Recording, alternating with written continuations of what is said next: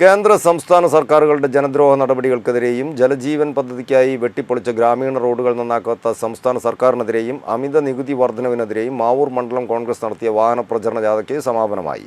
ജാഥയുടെ സമാപന ഉദ്ഘാടനം KPCC working president T Siddique നിർവഹിച്ചു. കേരളത്തിൽ ലഹരി മാഫിയക്കെതിരെ പ്രതികരിക്കുവാൻ മുഖ്യമന്ത്രിക്ക് സാധിക്കുന്നില്ലെന്ന് KPCC working president T Siddique പറഞ്ഞു.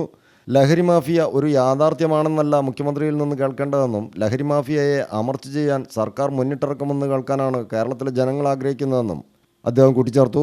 കേന്ദ്ര സംസ്ഥാന സർക്കാരുകളുടെ ജനദ്രോഹ നടപടികൾക്കെതിരെയും ജലജീവൻ പദ്ധതിക്കായി വെട്ടിപ്പൊളിച്ച ഗ്രാമീണ റോഡുകൾ നന്നാക്കാത്ത സംസ്ഥാന സർക്കാരിനെതിരെയും അമിത നികുതി വർധനവിനെതിരെയും മാവൂർ മണ്ഡലം കോൺഗ്രസ് നടത്തിയ വാഹന പ്രചരണ ജാഥയുടെ സമാപനം ഉദ്ഘാടനം ചെയ്ത് സംസാരിക്കുകയായിരുന്നു ടി സിദ്ദിഖ്.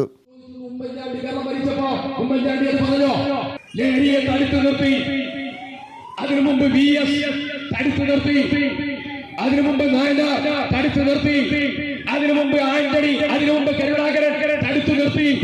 ഞാൻ ചോദിക്കുന്ന ഒരു മുഖ്യമന്ത്രി ലഹരിയെ തകർക്കാൻ, അതിന്റെ കണ്ണികളെ അറുത്തു മാറ്റാൻ, അതിന് നേതൃത്വം കൊടുക്കുന്ന ലഹരി മാഫിയെ അടിച്ചമർത്താൻ നേതൃത്വം കൊടുക്കേണ്ട ഒരു മുഖ്യമന്ത്രി പറയാണ് എന്റെ ഗവൺമെന്റിന് പോലും നിയന്ത്രിക്കാൻ കഴിയുന്നില്ല.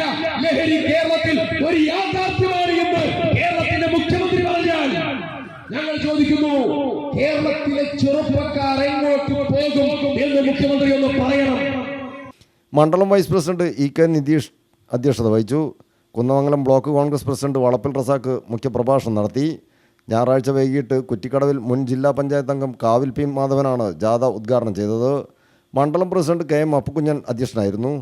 ബ്ലോക്ക് കോൺഗ്രസ് സെക്രട്ടറിമാരായ Jijith Paingottupuram, NK Basheer, Onakkal Ali, UDF panchayat convener VS Ranjith, youth Congress നിയോജകമണ്ഡലം president PT Azeez, Saji K Mavoor, Sathyan Kuthiradam, Bineesh Thoovakkad, P Narayanan, K Mohandas, Jayasree Divyaprakash, Geethamani, Ramya Unnikrishnan തുടങ്ങിയവർ പരിപാടിയിൽ സംബന്ധിച്ചു. News bureau, Mavoor.